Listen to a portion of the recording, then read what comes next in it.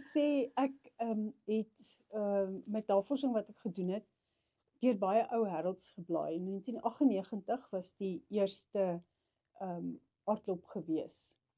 En tot op min of meer 94-95 was die eiendomsmark in Potch, ek dink daar was 3 of 4 eiendomsagente gewees. En van 94 en na 98 het die eiendomsmark opgetel. Die Herald byvoorbeeld het begin om die Noordwes huisgids te publiseer. Dit was nog in die mooi dae van die Herald toe dit 'n dik koerant was.